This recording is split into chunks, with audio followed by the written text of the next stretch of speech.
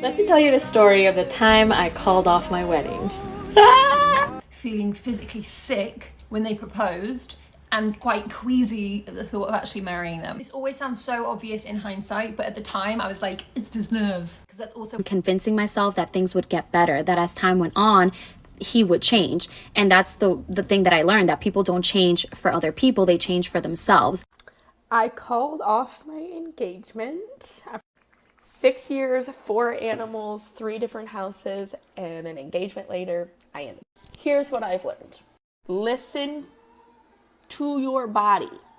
My body had been trying to tell me for a while, I think, that something just was not right and needed to be changed, but I just kind of can talk myself out of it. Every single task, no matter the size, felt like a chore. It felt impossible, it felt heavy. I literally couldn't get out of bed, I couldn't do anything. At first, I did not know or correlate the way that I was feeling specifically with my relationship. I knew that it was the environment that I was in, but I was constantly trying to change my environment by moving into new houses, moving my furniture, changing things, moving to a new state, getting a new job. As much as I searched for it, nothing could make that feeling go away. I had been feeling for a while that my fiance, even when he was my boyfriend at the time, was just not right for me. But I thought it was just I don't know, cold feet or normal relationship stuff, or just a feeling that would pass. And also I had already committed so much time into my relationship and effort, and we merged our lives. And so I was just I really wanted to make it work. He was a good guy, he wasn't a bad guy. So I was just you know what, just suck it up, make it work. This is things could be worse, even though he talks shit about me now, it's fine, whatever. He was a good guy, and I really thought that I could just push through it and figure it out. When I officially decided to leave and why is another topic for another time. But when I finally did, this gush, I can't even explain it, just radiated off of my body, like an actual cloak, just right off and into the air. I don't even mean metaphorically, this actually it happened. I remember moving into my apartment and just looking, it hit me in one moment when I was doing laundry at my entire apartment, and just feeling this overwhelm of feeling so proud of myself that I did it. Because I remember feeling like I could not do it, and I was being so scared that I could not make it on my own, and knowing that I did by myself, despite contrary belief that I was talking about earlier, I did it with the emotional support of my family. Emotional support. I don't have a sugar daddy. I wish, girl. But I was so proud. And it just all hit me at once that this was it. This is what I was supposed to be doing. And I started bawling. At first I thought that it was sad bawling, and then I got down on my knees literally to cry and pray, and I know words could come out of my mouth. This is a true story. Could not come out of my mouth other than saying thank you. I literally got down on my hands and knees and bawled and thanked God, the universe, whoever it is that you be talking to, for putting me where I am now. Because I knew in my gut, I felt it, that was exactly where I was supposed to be. And I just sobbed and sobbed and sobbed and sobbed and sobbed and sobbed and sobbed in the best cleansing way possible. A day that I will literally remember for the rest of my life. It made me realize I have a ton of childhood trauma and mental health things that I need to work on. This entire experience has taught me a lot about myself, what I like and who I like and how I like to spend my time on my own. I'm in my selfish era. I don't fuck with you era. Period. But this is the state that everybody should be living in all the time. Baby, you get one life. You're not one person. What about you? Worry about If they do not serve you, cut their ass off. Cut them off. Bye. Go on somewhere else. Not me. Not me, baby. Not me. I don't care how long I've known you. If you do not serve me in my life, in my higher purpose, and in my soul, my reason here on earth, I will cut you off. I do not care. Is it a trauma response to cut people off like that? Yes. Yes, it is. Don't care. I already said I'm not perfect. I'm healing. I have healing to do. I just said that. Still gonna do it. Still gonna do it because it's best for me right now. It's what I'm not perfect. Let me set this straight. Nobody should make you feel like you are less than. Nobody. Not your man, not your family, not your friends, not your coworkers, not yourself. You are a queen. And you are accepting queen energy only. We are only accepting queen vibes to be attracted toward us at all times. I do not care. You are not going to sit around and make me feel like I am less than a queen. I'm not going to sit around and wait for you to realize my worth. I'm going to realize my own worth, baby. I do not need you. I do not need anybody. You do not need anybody. Anybody in your life that is not contributing to your queen vibe energy. With our queen energy, we are also embracing our feminine energy. People are not talking about their feminine energy enough. Priority number one.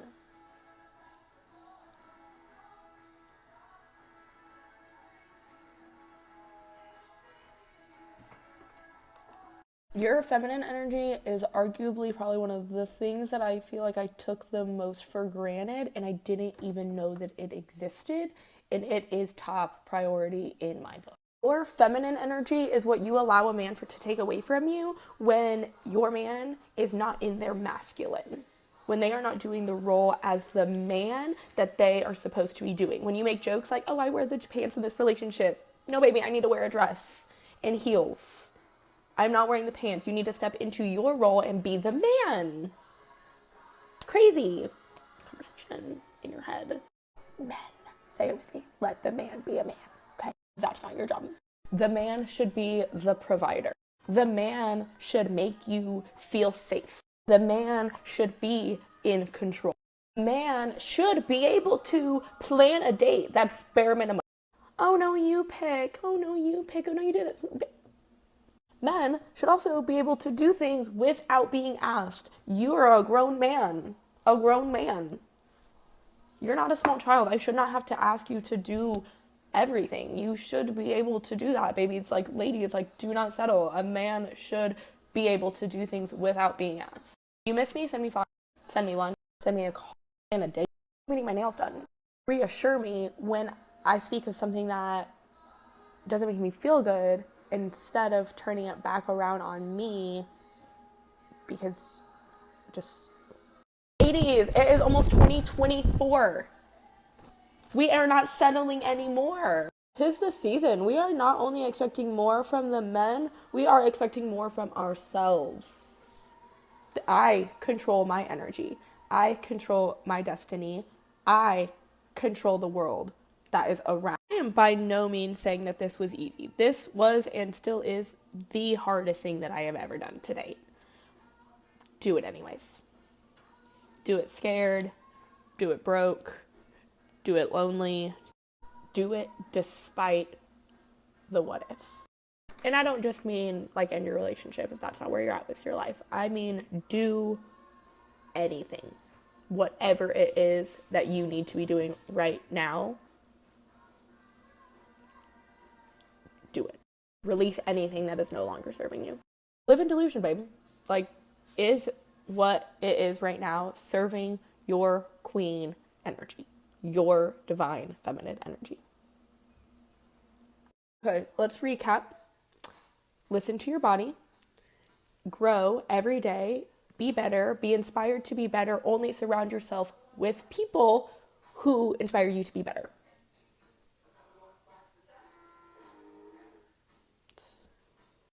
All in all, you are a queen. Never forget that, babe. Never, never forget. Keep fighting. moment of appreciation without the beauty filter.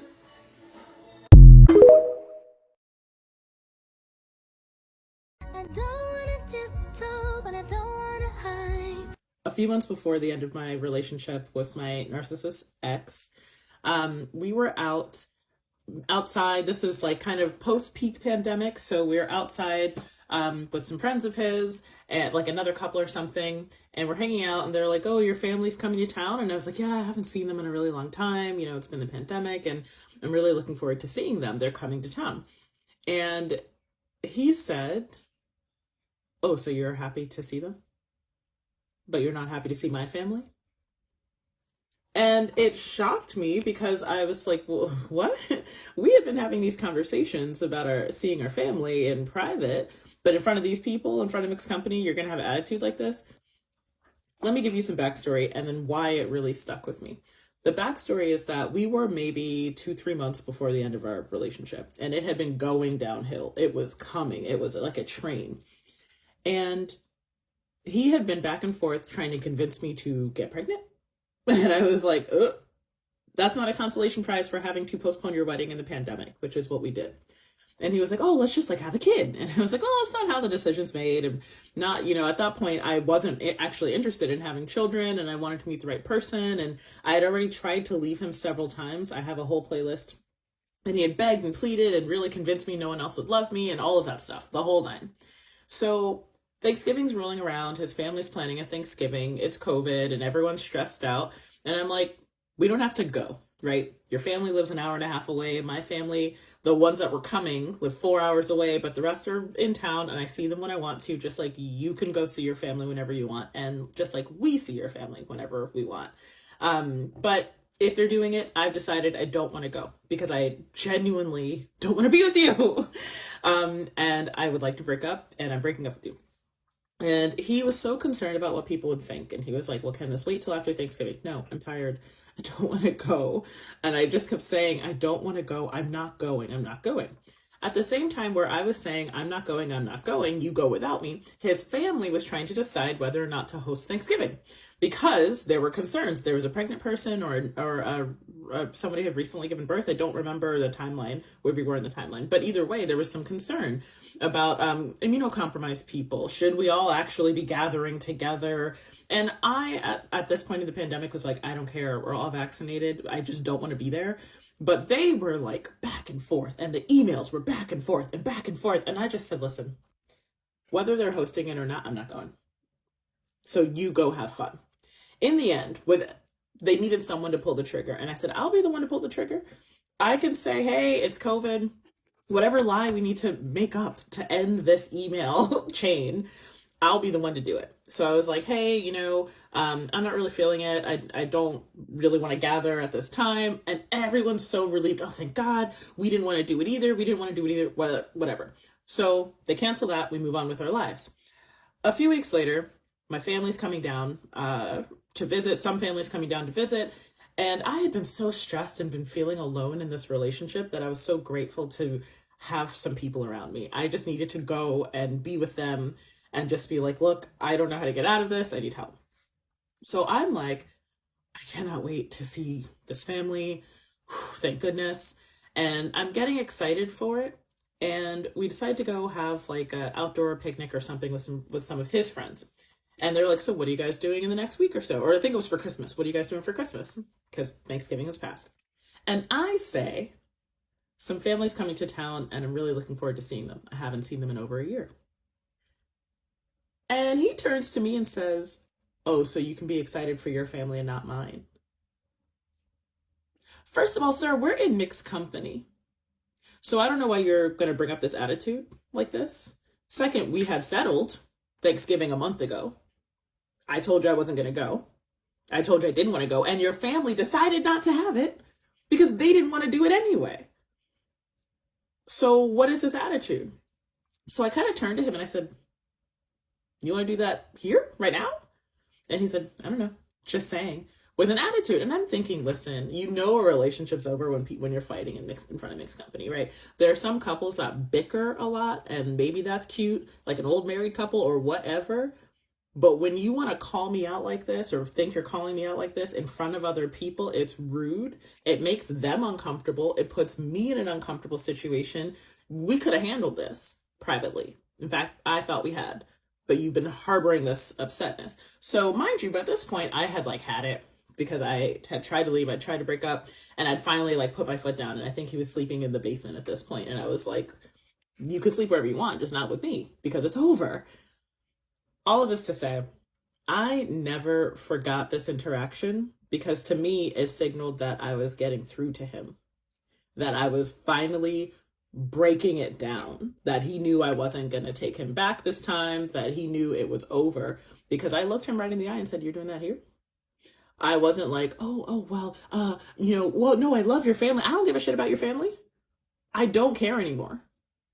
So, to this day, it's a huge red flag to me when a guy tries to call me out in front of other people or bring up an argument that we've had in private in front of other people, because I wonder if he's trying to push me to say something one way or another because there are people watching, even though I've said how I feel in private already. You're not going to play me this time, sir.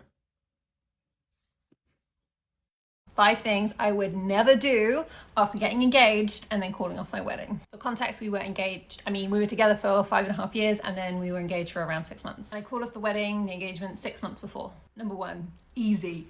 I would never ignore feeling physically sick when they proposed and quite queasy at the thought of actually marrying them. This always sounds so obvious in hindsight, but at the time I was like, it's just nerves. Because that's also what everyone else tells you. Everyone just feels nervous. When you're out of it, it sounds really obvious, but when you're in the full context of everything, it's not. It just doesn't, yeah. There's so many other things going on that it's very easy to dismiss even the really obvious things. Number 2, I would never, ever be with someone who I couldn't comfortably discuss my nerves and questions with. That conversation would usually go like this. Hey, can we just talk about the wedding? I'm just feeling kind of nervous about it at the minute. Go for it, what's up? Honestly, I actually don't know. Everything just feels like it's happening really quite quick. Can we maybe talk about the date of the wedding or something? So you don't want to marry me? No, that's not what I'm saying at all. I honestly, how do you think that makes me feel? Honestly, I just feel nervous and I kind of don't know what's, I want to marry you, yes, but I have all these feelings I don't really understand. I don't know why you make me feel like this. Honestly, I'm sorry.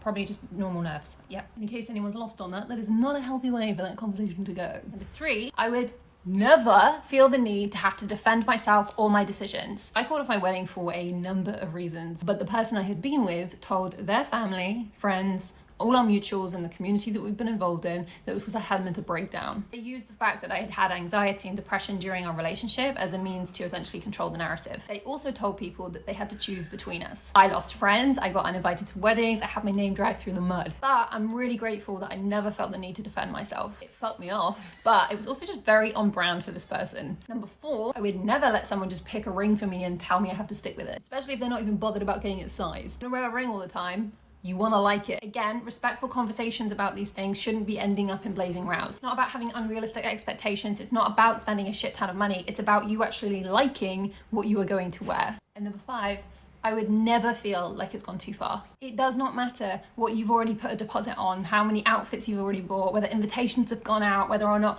people are already flying in. No one is under any obligation to marry someone, no matter what stage of the engagement you're at. You can postpone, have honest conversations, figure out, be very selfish in deciding if this is right for you.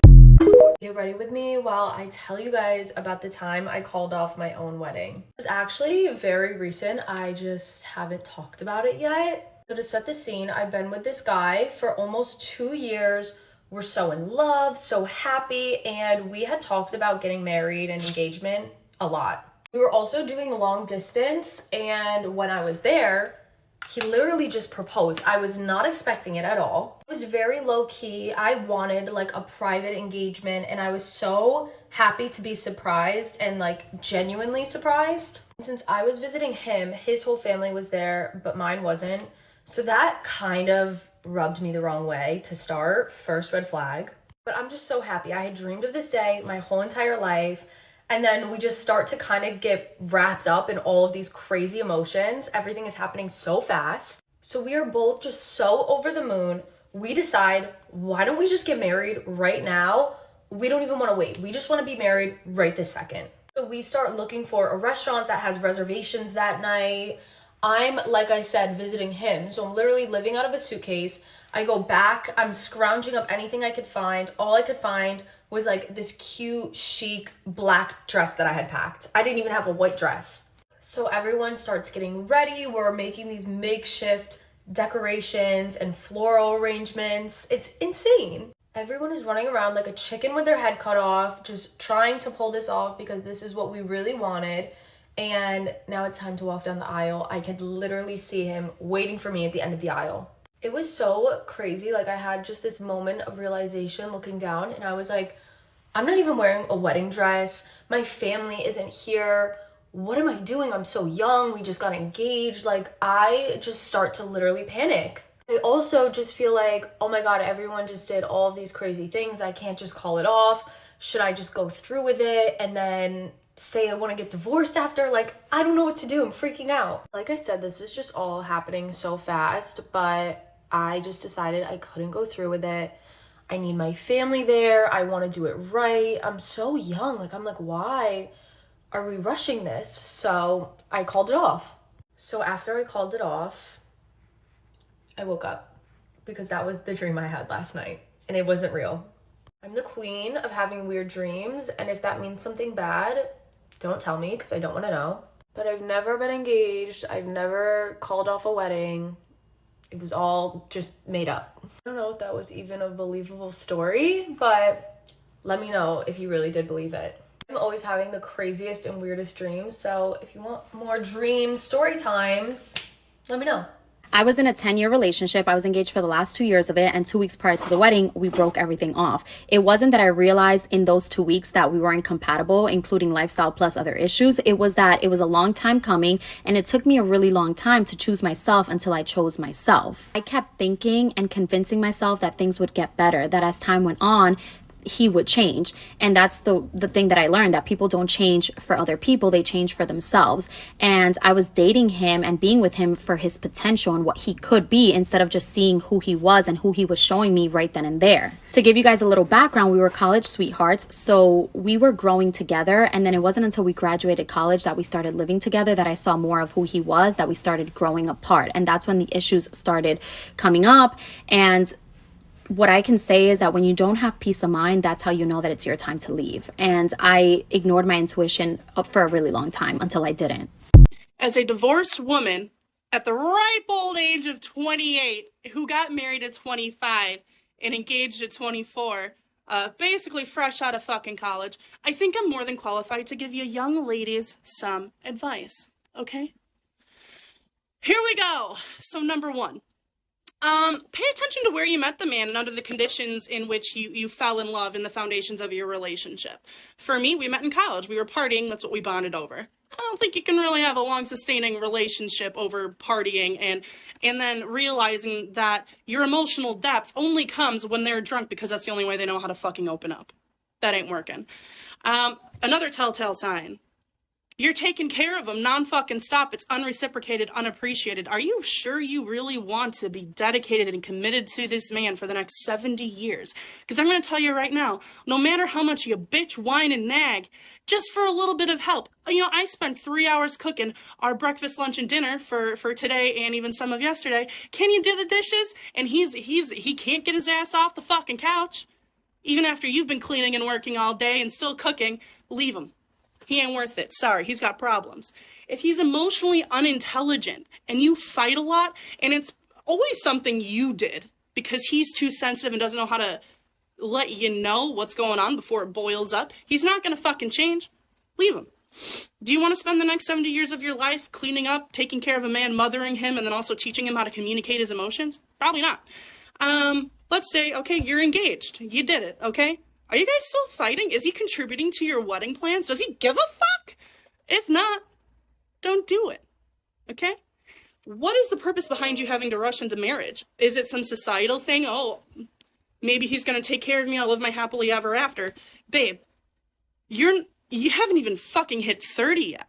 You got more than 70 years of this life to live. You haven't even lived maybe even a quarter of it. Make sure you know what you want out of this life. And that's all that's it. I mean, I had to start over, and that's okay. Mistakes happen. But if there's any words that I can give to you is take your time. Really sit there and think about this. If you are seeking love from someone else to fill some void within yourself, baby girl, you're setting yourself up for failure. Don't do that to yourself. Find love within yourself. And when you find that, you're going to realize you're not going to settle for any stupid ass bullshit. You're going to want a partner who is there with you and for you through it all. Like, you're both on a fucking pedestal, okay? And you both rise up together. You don't need to be taking care of anyone for the rest of your life unless it's your fucking child. Okay? Think about it long and hard. Why are you getting married to this person? Why? What do they bring? 5 years ago, I called off my wedding 6 months before it was to take place. Everything was paid for. Everything was planned out. All the deposits were paid. And I could not bring myself to send out our save the dates. And that was because I knew deep down in my heart that I could not marry this person. So when I was finally faced with the decision on whether I was really going to marry this person, I asked myself a few questions. So here are the questions that I asked myself that helped me realize that I had to step away. I'm going to give you short tidbits of what I'm going to share in a much more expansive version later, but here are the tips and the questions that I asked myself that helped me decide I can't do this. Number 1, could I live an authentic life with this person in harmony? For me, the answer was no, because we were on 2 different pages when it came to who we were as people and just like our basic foundation. So the answer to that question was no. Number 2, we hear it all the time. People say, you can't change someone, you can't change them.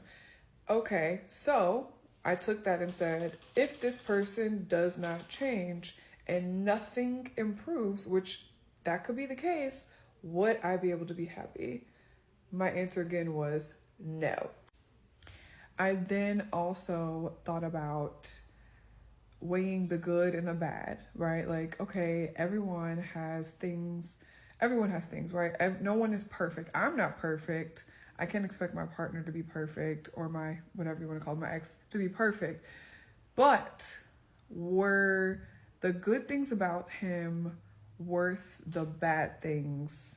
I don't want to say about him, but just in the relationship that I had to deal with. Again, the answer was no, it wasn't enough. Main reason why it wasn't enough was because a lot of the good things were kind of superficial, and the things that were not working were much more like fundamental, like foundational types of things. So it just didn't measure up. It didn't balance itself out. Another huge thing for us was we were just on 2 different pages about how we wanted to live our lives. And I thought to myself, okay, if you decide to just live the life that he wants, would you regret the life that you're giving up? And my answer was absolutely yes. I would regret it. I would regret just going along with what he wanted to do instead of living the life that I knew that I wanted to live.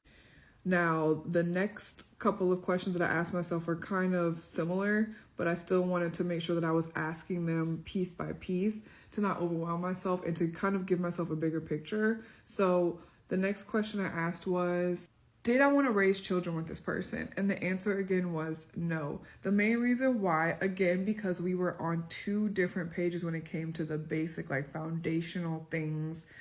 Like, our priorities were not on the same page, and our beliefs were not even on the same page. So I just couldn't see how I could raise children with someone when we just had very different perspectives on basic things like that.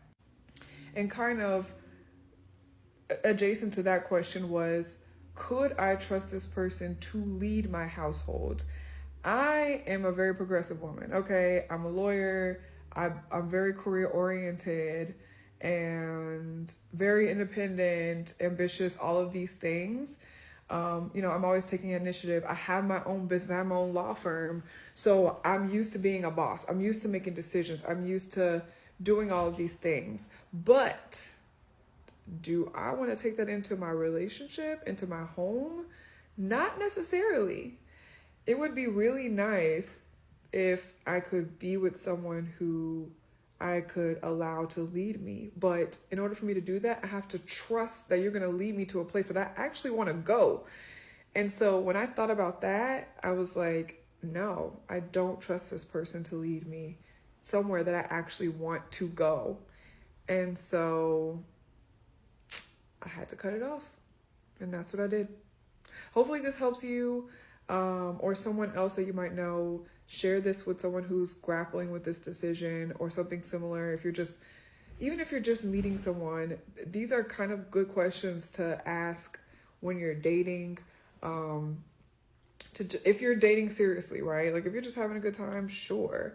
But if you're dating seriously, I think these kinds of questions are questions that had I known earlier to ask, I would have. And I know that I wouldn't have gone as far as I went with that person if I had thought about these things. But I didn't really grow up with parents that were telling me like, these are the things you look for, because I don't even know if they knew, you know? And so I've learned that these are the kinds of questions that can really help you determine whether or not you're making the right decision when it comes to marrying someone. I didn't like any of the answers that I had for these questions, so I said, I'm sorry, I can't. Obviously, it was a lot more emotional than that, but at the end of the day, that's what it was. Hey y'all, welcome back to All Things Jenny. I am Jenny. I've always wondered what most people would do in this situation. If, for example, they found out maybe their partner was cheating on them and it's getting close to the wedding date, what they would do. So these ladies actually share their stories of what happened and why they call off their wedding. So